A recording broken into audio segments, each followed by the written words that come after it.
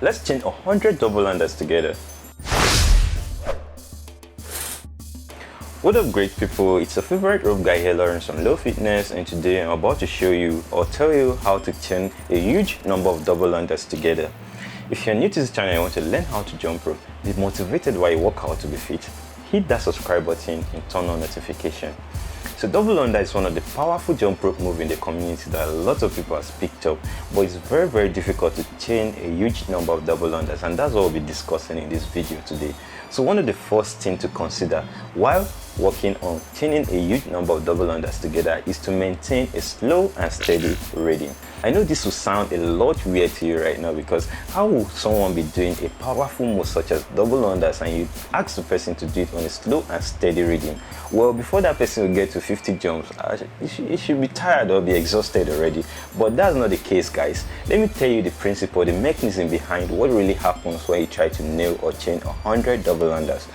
So once you start jumping, guys, your attention is actually driven against not tripping and actually counting to get to your 100 double unders. So you kind of get distracted from the rhythm you're working with, and your slow and steady rhythm kind of increase. So you don't maintain the rhythm or the speed you started with, and it gradually increases with time as you jump.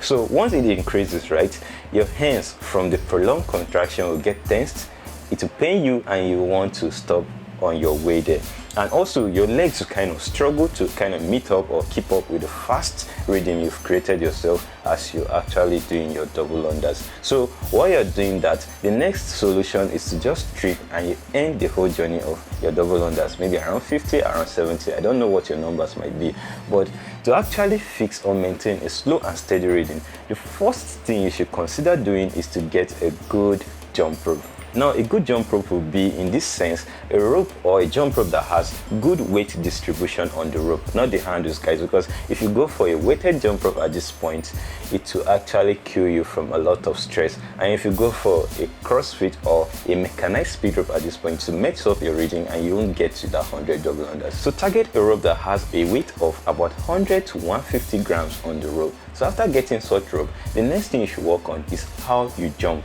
So to get a good and slow and steady rhythm with your double unders while you jump, you have to jump higher. So jumping higher will actually make you slow down your pace while you jump, and jumping low will actually make you spin faster and you'll be running through your double unders like the Flash, very fast. So jumping higher will make the whole procedure slow and steady for you, and it will buy you a good quantity of time to actually release the tension on your hands, and you won't be feeling that pain, and you can chain even a larger number of double unders while you whip and you jump, and you enjoy the whole process. So after that, the next thing you should consider will be your stability. So a lot of beginners actually don't have good core strength. So when they do, or when they try to chain some double unders, they kind of sway or move while their upper body and the rope trips on them. So how do you train yourself to get good core strength? The first thing you should consider doing, or one of the things you should consider doing, is to actually do some core exercises. So the reason why you get this sway of upper body is from your form actually. So if you're trying to nail your double unders, try as much as possible to involve your wrist action.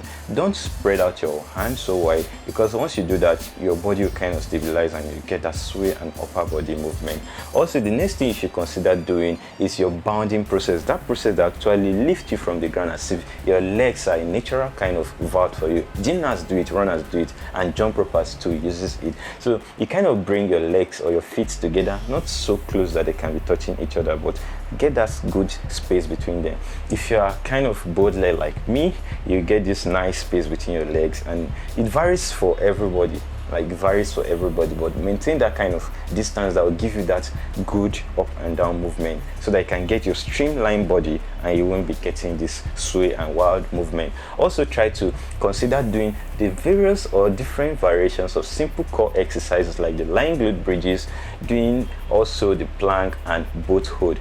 You can also, as much as possible, work your way up from these simple exercises to advanced ones like the dragon flag. And as a beginner, I'll advise you to start your reps from like 10 to 15, or also if you are doing time-based training, you should start from 10 seconds to like 15 or 20 seconds and build your way up as time goes on. And that way, right, you actually fix your core. And because you don't always or only use your core for jump rope, you need it for your day-to-day activities. You also thank, or your body will thank you for that core training you're actually giving to yourself.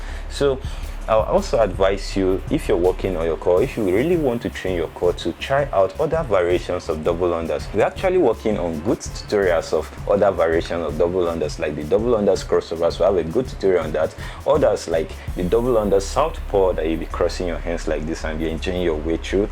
The double unders loop cross, and various double unders variation, guys. So you can also train with that, because once you move your hand in space, your body kind of struggle to stabilize, and that will actually train your core if you master these movements. And with time, guys, all these procedures will be a lot more easier for you to actually lay. So because you are doing a powerful move and you'll be doing it for a very long time, you need endurance. And because your muscles will be firing for a very long time, guys, you need to breathe. You need this breathing to actually supply your muscles with oxygen, good oxygen, to make sure they can sustain this period of training. So how do you breathe?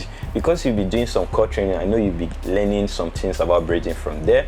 And also, while you train with the double unders from time to time, you try to actually regulate your breathing by not breathing through your mouth. Try as much as possible to keep your mouth closed and breathe through your nose. So control the amount of air that leaves and the amount of air that enters, and I assure you, you'll be very fine with that.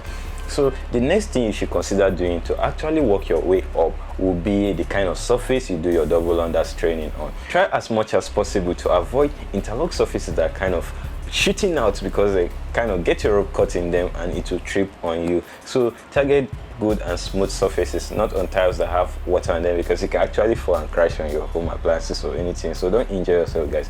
Target good surfaces like wooden floor and other good surfaces. Jump rope mat would be a good one for you guys. I don't use jump rope mat myself, but I kind of recommend this to people because I've got good reviews from jump rope mat users. So it's a good one for you guys to go check out on. Now, talking about practice, guys, you need to train yourself. I know, because you really want to work your way up to like 100 in the blink of an eye, you want to be training every day, giving yourself that hard back, that muscular strength and endurance and stuff. But that's not how to train yourself, guys, because multiples, like training multiples like double unders, triple unders, those are one of the issues or one of the reasons why you get chin splint. And your frequency and intensity, because this one is so intensive on you, it also causes you chin splint. So how do you train and get the best out of it? Try to, as much as possible, reduce your training to 3 times a week at maximum. So you can train 3 times a week, and I'll assure you, you'll be very fine with this. So this brings us to the end of this video. Thank you so much for watching. If you want to see the practicals of how I changed my 150 double unders, please check out this video. I'll be linking up here or in the description. Also, let us know in the comment section which one of these tips has helped you, or will be helping you, or will be training with, to help you actually chain a huge number of double unders. So share this video with your friends who is still battling with chaining a huge number of double unders. Subscribe to our channel if you haven't already done that, and turn on notifications so you don't miss out on our lovely content. Until next time, guys, remain beautiful, handsome, be fit, and most importantly, stay healthy. Take care of yourself, guys.